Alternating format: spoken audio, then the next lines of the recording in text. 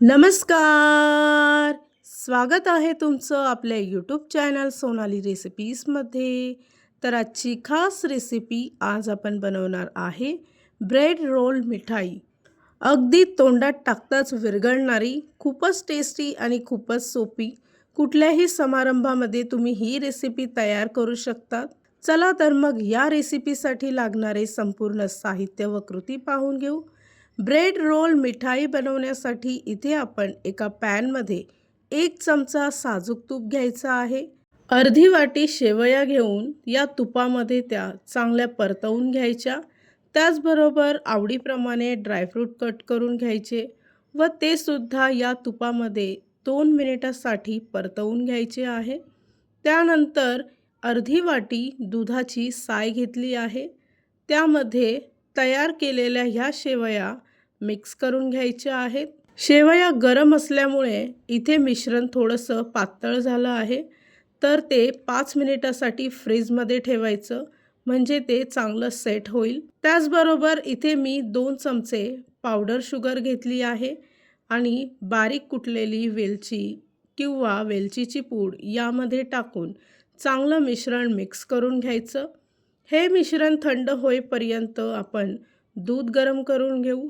पुन्हा एकदा एका पॅनमध्ये 1 चमचा साजूक तूप टाकून थोडेसे ड्रायफ्रूट परतवून घ्यायचे आहे. त्यानंतर 1.5 ग्लास फुल फॅट क्रीम दूध टाकून ते मिक्स करून घ्यायचं. त्याचबरोबर 3 चमचे पावडर शुगर टाकून अर्धा चमचा वेलची पूड टाकून चांगली मिक्स करून घ्यायची आहे. त्यानंतर मिठाईला थोडासा कलर येण्यासाठी इथे मी येलो फूड कलर घेतला आहे. त्याचे 2 ड्रॉप टाकून पुन्हा एकदा मिश्रण व्यवस्थित मिक्स करून घ्यायचं. एका वाटीमध्ये 1 चमचा कस्टर्ड पावडर टाकून 2 चमचे दूध टाकायचं आहे व मिश्रण मिक्स करून घ्यायचं. तयार केलेलं हे मिश्रण दुधामध्ये टाकून 2 मिनिटासाठी मिश्रण एकजीव करून घ्यायचं आहे. इथे मिश्रण घट्ट व्हायला सुरुवात झाली की गॅस बंद करून तयार केलेलं हे मिश्रण थंड करून घ्यायचं आहे. मिश्रण थंड होईपर्यंत त्याची पुढची प्रोसेस करू. तर त्यासाठी इथे मी 4 ब्रेड घेतले आहे. त्याच्या आजूबाजूच्या कडा कट करून घ्यायच्या आणि अशा पद्धतीने ब्रेड पोलपाटावर थोडं लाटून घ्यायचं आहे. बाकीचे ब्रेडसुद्धा अशा पद्धतीने लाटून घ्यायचे आहे. इथे आपलं स्टफिंगसुद्धा चांगलं सेट झालं आहे. त्यानंतर तयार केलेलं हे स्टफिंग ब्रेडवर संपूर्ण बाजूने पसरवून घ्यायचं आहे. या रेसिपीसाठी लागणारे संपूर्ण साहित्य व कृती मी तुम्हाला डिस्क्रिप्शन बॉक्समध्ये दिले आहेत, तर तुम्ही तिथे जाऊन चेक करू शकता. त्यानंतर हलक्या हाताने ब्रेडचा अशा पद्धतीने रोल करून घ्यायचा आहे आणि थोडंसं प्रेस करून घ्यायचं.